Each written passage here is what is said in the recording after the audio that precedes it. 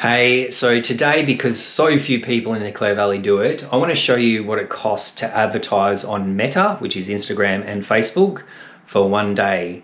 And I also want to show you how I've got my campaign set up and how I've got my audiences set up, so you get an idea of how it might work for your business and what it might cost. One other thing I'm going to show you at the end of this is how you can essentially spy on any business or organization advertising on Facebook, so you can see what ads they're running too. So let's jump into it. All right, I won't show you specifically how to set up. Facebook's interface is pretty good. So once you go to create, it's going to step you through everything you need. But what I want to show you are the results and also how I've gone about structuring my campaigns, so it makes a lot more sense than the default way that Facebook gives you if you're just in Facebook pages.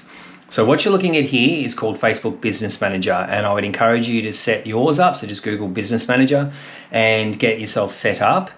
And what that's going to allow you to do is create campaigns, ad sets, and ads in this format that you see here. And the benefit of that format is that you can name things properly, and when you name things properly, you can keep yourself organized, and it's much easier to see the results for campaigns, ad sets, and ads than if you just have an absolute dog's breakfast, which is the way generally that Facebook sets things up if you're boosting posts.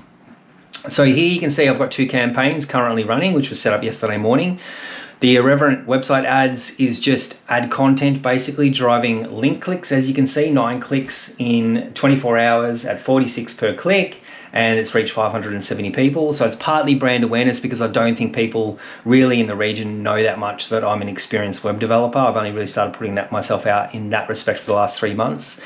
And then on the other side of it, Clare Valley Needs Love. This is actually a brand awareness campaign. So the difference between a brand awareness campaign and a consideration campaign is, one, you're just looking for brand awareness, the other, you're looking for clicks. And this is set up when you hit create, and it's at your first step when you're setting up the campaign.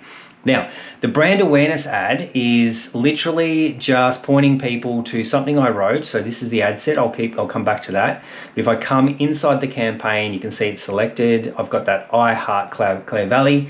This is, I'll go through to advanced preview those ads so you can see them.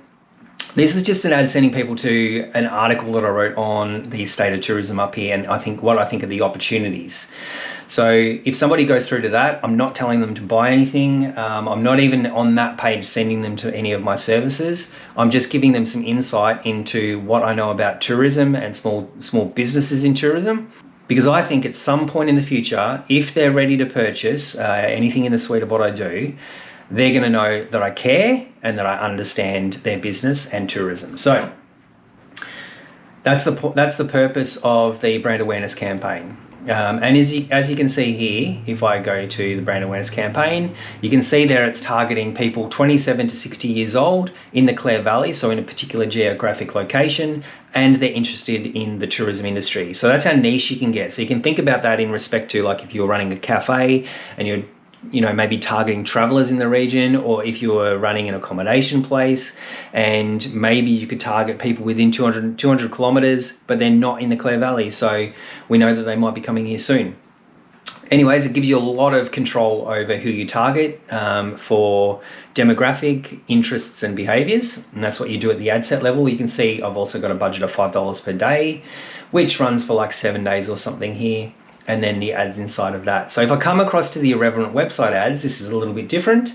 So far spent $4 for 9 clicks, and you can see with the brand awareness one, nearly 1,600 people reached for $3. So I'm going to click on irreverent website ads, and I'm just targeting local businesses within 80 kilometers. So if I click edit here, I'll be able to show you some of the setup. So Clare, South Australia, plus 80 Ks, and then if I come down here, that's how detailed I can get. And to be honest, that's not actually getting that detailed, because if I go too detailed for this, for the audience up here, I won't reach anybody because the audience size will get too small.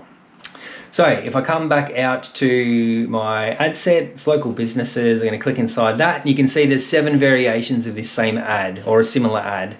So just with different images. So this is very different to, let's go to the other ad. This is actually driving clicks. So you'll see that this has got a button, this has got a call to action button on it, and it will look very different in each of those different meta channels. So you can see there tons of different variations. So to be clear, I've uploaded 3 different images, one suitable for like a square, one is more portrait, and one is more landscape. And that site looks good on literally all of Meta's devices.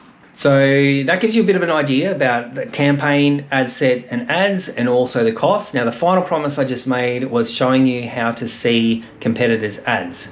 So I'll do that on my own page. I won't stitch up anybody else. So if you come to, just navigate to anybody's Facebook page, and if you come to About, Page Transparency, you can see this page is currently running ads. If I click on Go to Ad Library, I'm not going to be able to see the metrics, of course, because that's their business, not ours, but you can see all the ads they're running. So that's a really good way to get some insight and some ideas. Definitely don't copy, because you sort of like need to lean into your own business and your own strategy. But what a great way to get an idea about what other people are doing, and as a starting point.